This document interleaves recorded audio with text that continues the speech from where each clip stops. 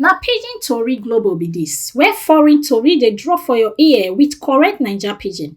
If e dey happen for the world, we go dey run am here the way you sabi am. Oya make we enter the tori for today. US Defense Secretary Pete Hegseth don raise alarm say China dey pose serious and imminent threat to Taiwan, and e don beg Asian countries make dem increase defense budget and join body with US to stop war from to burst. Hegseth tok dis one for Shangri-La Dialogue wey happen for Singapore. Na big defense meeting where Asia top military officials dey always gather. Im tok say even though US no wan dominate or suffocate China, dem no go allow China chase dem comot from Asia or bully US allies. Many countries for Asia dey worry say if China invade Taiwan wey dey govern herself but China still claim am, wahala go shele. China never talk anything about wetin Hegseth tok. Hegseth tok say China dey behave like say dem wan turn boss for Asia and dem dey prepare day and night to use force, especially with 2027 where US officials dey tok say Xi Jinping don set as target year to fit invade Taiwan, but China never confirm dat one. E tok say China dey build army for dis kind invasion, dey train, dey rehearse every day like say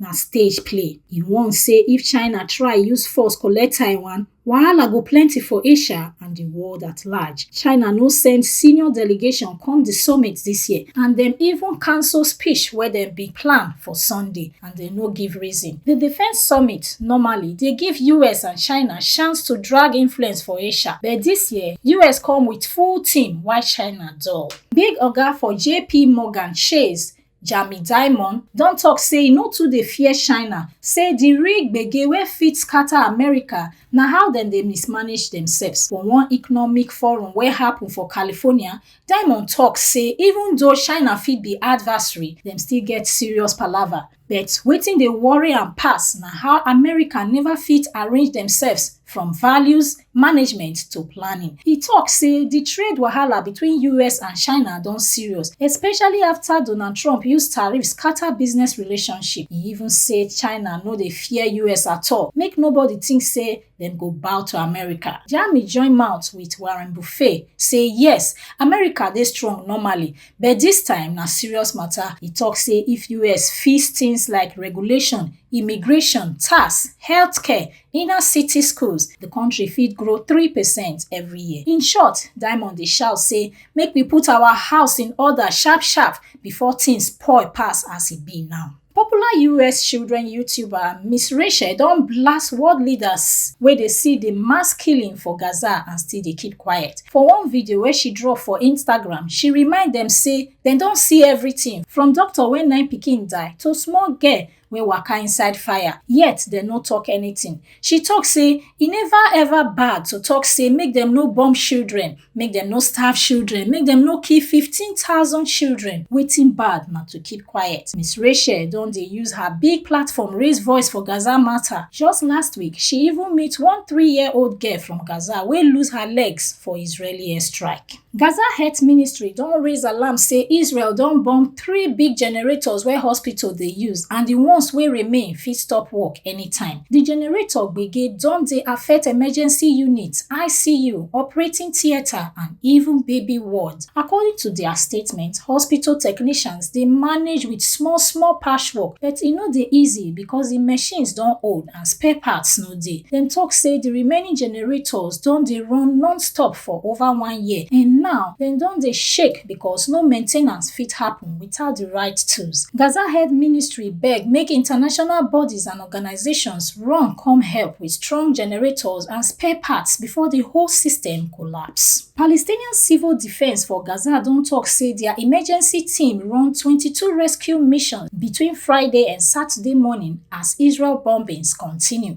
For northern Gaza, where Israel dey try clear people comot, firefighters quench fire for house and one motor, recover dead bodies from another bombed building, and rescue wounded people. For central Gaza, dem respond to fire for different residential buildings and carry 2 injured people go hospital after separate attacks. Whereas for Khan Younis, South Gaza, civil defense say dem rush go Al Amar area to carry multiple injured victims after airstrikes scatter people houses. Dem still dey beg for support as the work don dey too much and the attack no dey slow down. armed group wey dem dey call Quds Brigades, wey be military wing of Palestinian Islamic Jihad (PIJ), don release one video wey show how dem ambush Israeli soldiers for Shajria area of Gaza City. The clip show how dem plant bomb inside one house wey don already scatter from past attack just before heavy Israeli troop and tanks enter the place. As the soldiers waka enter the building,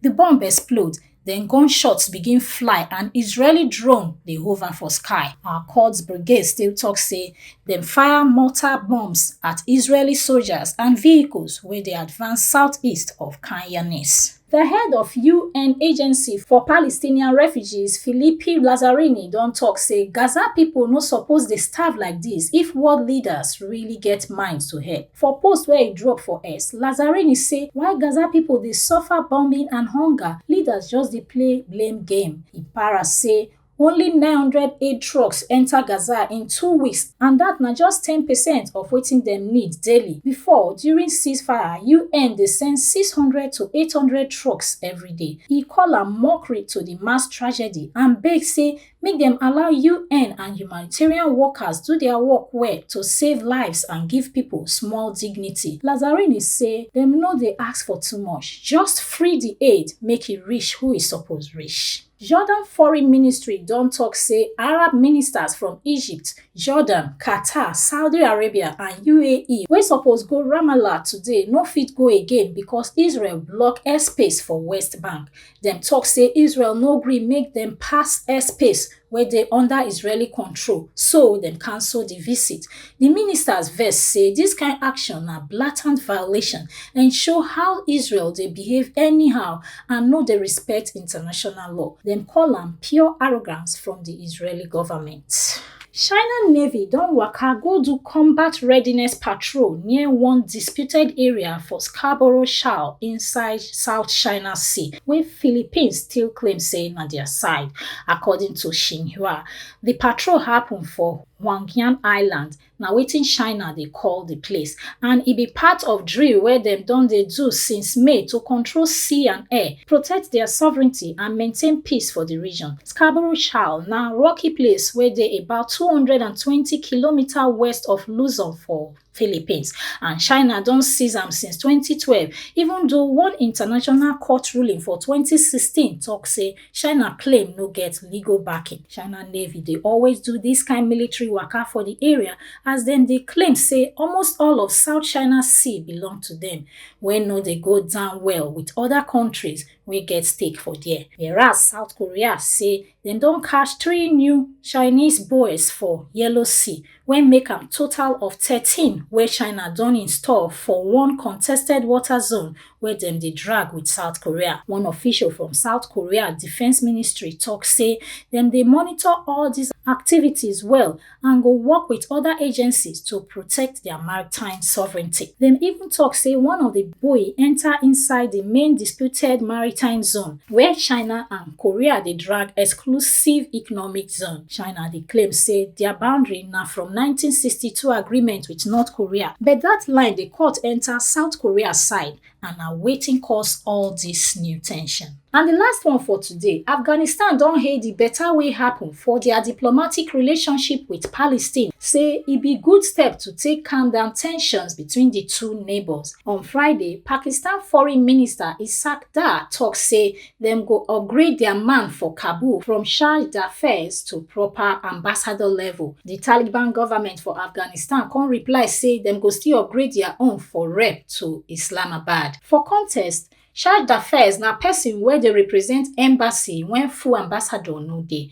Afghan Ministry of Foreign Affairs talk for X say dis move go help both countries cooperate well for plenty areas. Dem still announce say Afghan Foreign Minister Ahmad Khan Muttaqi go visit Pakistan soon. Since Taliban take power back for 2021, only small countries like China, UAE and Uzbekistan don gree host Taliban ambassadors. Pakistan now don become the 4th country to send ambassador to Kabul, while Russia recently talk say dem too go accept Taliban rep. Tension bin dey between Afghanistan and Pakistan, especially over security wahala and how Pakistan dey push Afghan refugees comot. Pakistan dey accuse some terror groups say dem dey use Afghan land to attack dem, but Kabul don deny am say na lie, say dat one na Pakistan internal gbege. But now, after Dar visit Kabul last month and meet Mutaki and China Foreign Minister Wang Yi for Beijing last week, things don cool small. China even promise say dem go help join body make Afghanistan and Pakistan friendship better. Na the story be that for today, and na Rebecca Guffey dey report for Pidgin Tori Global.